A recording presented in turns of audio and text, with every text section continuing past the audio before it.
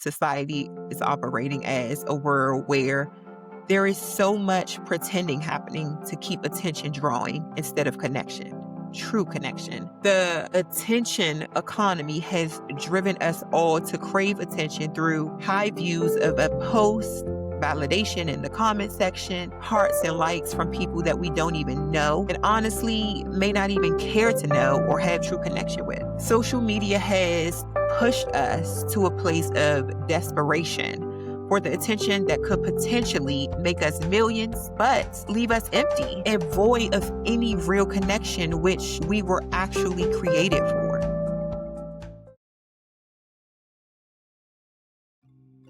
Hey fam, really quick. Can I ask you for a small favor? If you have not already, go ahead and hit that subscribe button.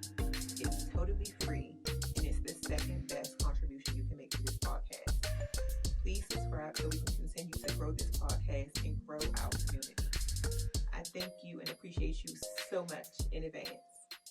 Have you ever been in a room full of people or scrolling through a feed full of familiar faces and still felt completely alone? If so, you're not wrong. You're not dramatic, and you're definitely not the only one. We are living in the most connected era in human history, and yet loneliness has quietly become the new epidemic. Today, we're getting real about loneliness, digital disconnection, and why so many of us feel unseen in a world obsessed with being visible. Welcome back, loves. I'm Carissa, and you're listening to Where's the Love podcast, the space where we talk about love, connection, healing, and everything in between. Today's conversation matters because loneliness isn't just an emotion. It's becoming a public health crisis. And if you've been feeling disconnected, I promise you, you are not broken. You're human. The loneliness epidemic. Let's start with the facts. In 2023, the U.S. Surgeon General declared loneliness a public health epidemic. Studies show that chronic loneliness increases your risk of early death at the same rate as smoking 15 cigarettes a day. Think about that. Being emotionally disconnected can affect your body the same way smoking can. Depression, anxiety, heart disease, all linked to prolonged isolation. So when you say, I feel alone, it's not just in your head, your body feels it too. So what are the effects, not just on the adults, but on our youth and teens? When we talk about loneliness, we usually picture adults, people going through breakups, divorce, living alone, burned out from work life. But one of the groups hurting the most right now are our youths and teens. And the truth is, a lot of them are suffering quietly because they don't know how to express it or ask for help. Loneliness is hitting young people harder than any generation before them. And it's not just a feeling, it's shaping the way that they think, the way they grow, and the way they love. So let's break it down. We're going to start with the emotional and mental health impact. Lonely youth deal with emotions way deeper than I don't have friends. It shows up as depression, anxiety, low self esteem, and this emotional numbness. Like, I'm surrounded by people, but nobody really sees me. This pain is real and it sticks with them. Second, the social consequences. Here's the hard part. Loneliness makes it harder to connect, which creates more loneliness. A lot of young people avoid social situations because they're scared of being judged or rejected, and some cling to online validation because it feels safer than real life. And the saddest part is they start hiding who they really are. So even when they enter a room, they don't feel like they belong. They can't really find or connect with authenticity. Third are the behavioral effects. When the heart feels empty, the behavior changes. Some youth look for connection in unhealthy places, like relationships that don't deserve them, friend groups that take more than they give. Others numb the loneliness with screens, scrollings, habits they know aren't good for them. But it's better than sitting in silence with their feelings. Not all coping is healing. Fourth are the physical health impacts. The physical health implications are just as bad for the youth. Stress hormones shoot up, sleep gets worse, they start getting headaches, stomach aches, constant fatigue. Chronic loneliness hits the body the same way chronic stress does. Their whole system feels out of balance. And this leads into the developmental impacts. Youth are still forming their identity. They're learning who they are, how to communicate, how to build relationships, how to trust. So when loneliness is their companion during these years, it shapes everything, such as the way they question their worth, they struggle with boundaries, they accept friendships or relationships that don't honor them. They become people pleasers because they're afraid to lose what little connection they feel they have. Loneliness becomes the teacher and not the good kind. Six is why it's worse today. Our kids are growing up in a world that tells them to stay connected, but it doesn't teach them how to connect. They're dealing with social media comparison, post pandemic isolation, parents working more and longer, pressure to seem unbothered, fear of vulnerability. They feel watched but not understood, connected but not supported, visible but not valued. It's a heavy place to grow up. So, parents, we have to be vigilant. Seven, what helps? Well, the good news is loneliness doesn't have to be permanent. Young people need spaces where they can be honest without judgment. They need mentors, they need community, they need real conversations. Clubs, sports, creative spaces, faith communities, anywhere they can feel seen and heard. And more than anything, they need us, their parents, their guardians. They need adults who listen, adults who care. They need adults who don't brush their pain off as teenage drama because loneliness fades when connection becomes possible again. This leads me into what is the biggest culprit here, especially for our youth and teens? Well, we know it's social media. So, what is the role of social media? The truth and not the blame. Social media has created this illusion of closeness, but research shows it often leads to more loneliness. Why? Because we're comparing our behind the scenes to everyone's highlight reel. We're watching people live instead of living. And the wild part is you can have 10,000, 20,000 followers and still feel like nobody actually knows you. Because social media gives us attention, but not intimacy. It gives us validation, but not vulnerability, visibility without connection. And this is also true for me. I've had moments in my life where I was surrounded by people, friends, coworkers, family, and still felt completely invisible. It wasn't that I didn't have people around me.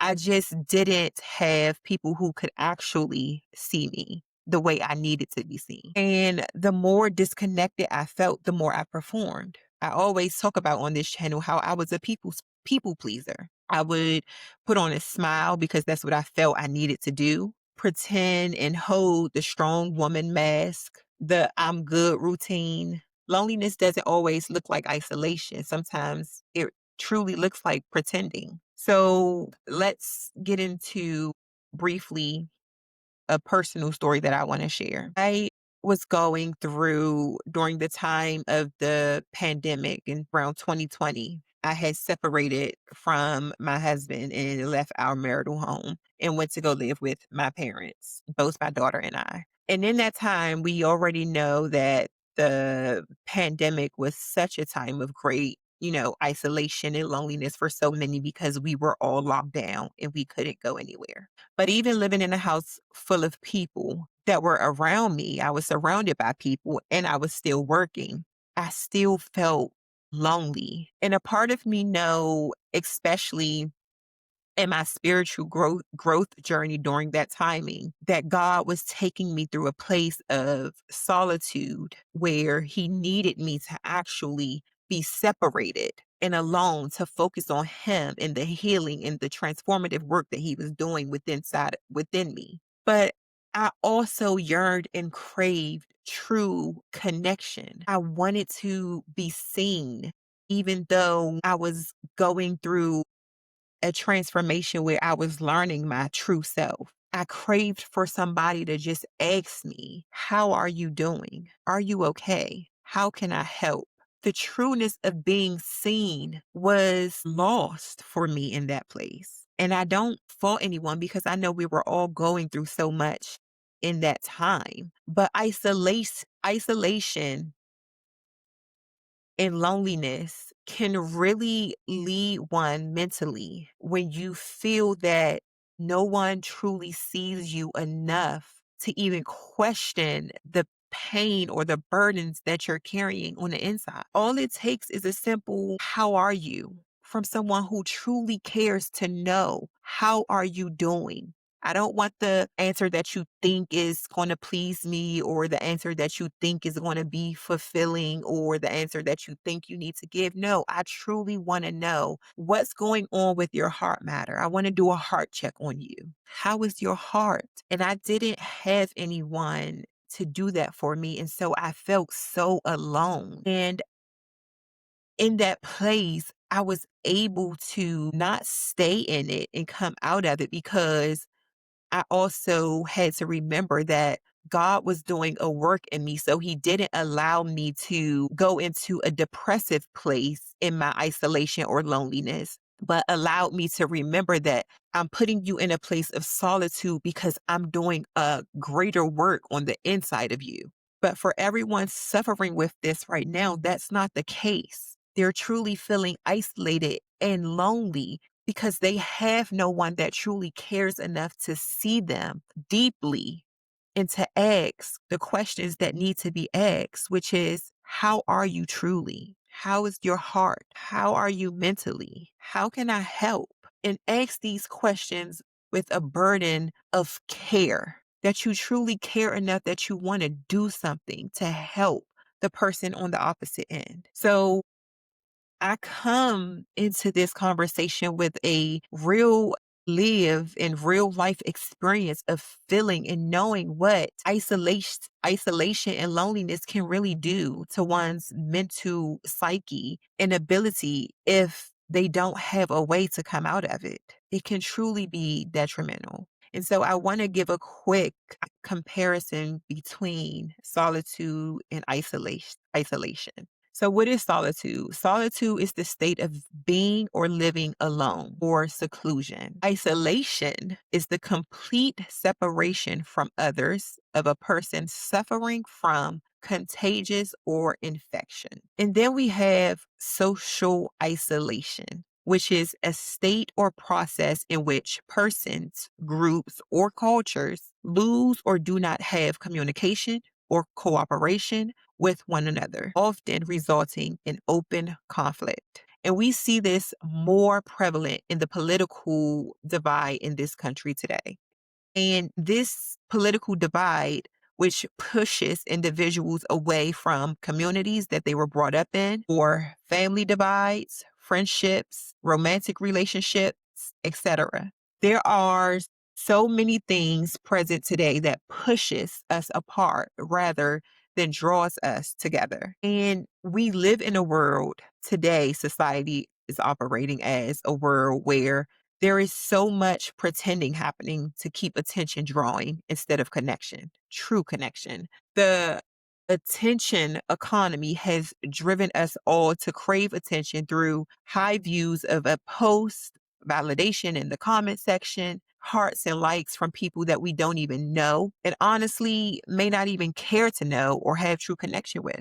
Social media has pushed us to a place of desperation for the attention that could potentially make us millions, but leave us empty and void of any real connection which we were actually created for. Billionaire tech bro culture will have us all think that we must continue to feed their algorithms with our real life content so that we can make it to not even have their status. While we continue to make them billions, it's individuals like us, you and I, that suffer behind the scenes in this loneliness epidemic while trying to make real life feel as exciting as our social media feeds. So, why do we feel lonely? Well, here are a few reasons loneliness hits so hard today. Because one, we have surface level relationships. A lot of our connections are quick, transactional, or online only. No real, true, intimate connection. Face to face, person to person. Those types of dynamics and relationships have truly gone out the window. We get fewer and fewer of those in our life today. We have fear of vulnerability. We're scared to be the first one to say, I'm not okay. Thirdly, being seen versus being known. People may see your life, your photos, your accomplishments, but they don't know your fears, your wounds, or your heart. Fourth is overgiving. We overgive and overextend ourselves completely. Some of us are strong friends hired, always there for others, rarely held by others. Fifth is emotional masking. Loneliness hides behind the busiest people.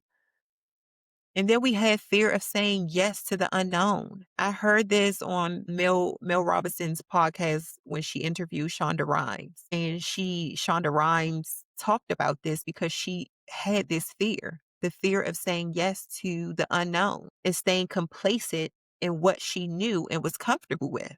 But fear keeps us trapped in cycles of familiarity and what's comfortable. So we depend on the familiar and what gives us comfort rather than risking the unknown and saying yes to something that can potentially catapult us into another dimension of our life. And then we have, lastly, our own insecurities and wounds. Many of us truly just need to seek and dive into a space of seclusion, solitude, and dig into deep self work to heal. Heal our wounds, heal our insecurities, confront our traumas, and live in a place of forgiveness that we may overcome. What are some practical steps we can take to reconnect emotionally? Well, I have a few things you can start doing today to rebuild connection, not online, but real life connection. The first is audit your social media diet. Sounds simple, right? Identify who drains you, who makes you feel less than. Start unfollowing or muting anyone who disrupts your peace. Second, create real connection moments. What does that look like? Face to face conversation, phone calls, coffee dates, voice notes. Humans need real presence. We need the humanity of what the five love languages actually extend to us. Our senses need those things. We were made for connection. So get real in connecting again. Third, join spaces of belonging like faith groups, book clubs, fitness classes, meetups. Healing happens in community, not in isolation. So don't allow your fear to keep you in isolation. Find and draw community around you because that's what's going to truly catapult you into the place of healing and allow you to define true connection again. Fourth, say the words, speak it out loud. I feel lonely. These three words can open a door to connection. And if you don't know who to say it to, seek professional help. Say it to a professional that they may guide you through the healing process that you need to go through to come out of that space in your life. And fifth, start healing. Do the inner self work. We have to start with ourselves before we can even give what we have to others. Because if you seek connection first, but you have nothing to give, then you're right back at ground zero because you won't build real connection because you're giving from an empty place. Fill yourself up first. Do the inner work that you need to do, and then go out and be able to build true connection from a full place. So I want to encourage you with some love-centered truth before we close out today. So I want you to hear me on this. Feeling lonely does not mean you're unlovable. That's a lie. It means you're longing for connection, and that longing is sacred. It's your heart reminding you that you weren't meant to do life alone. And we as believers know this to be true because the Bible tells us in Genesis that God said to Adam, it is not good for man to be alone. So if it wasn't good for Adam, it's also not good for you and I. We need intimate connection because we were produced for it. So here's my call to action to you today. Send me a DM on TikTok or leave a comment under this video or in the community section of this channel. Tell me a moment when you felt lonely, even when you weren't alone. Your story might be the healing someone else needs. Let's start building community through vulnerability, which this channel was created for. So don't gatekeep. Don't hold your stories. Help someone else heal from your lived experiences. I want to thank you for being here with me today. But until next time, remember this. In the words of Carrie Bradshaw, you are not alone. You're just on your own for now. And there is still love in this world for you. So continue to be the love the world needs. And I'll see you in the next episode.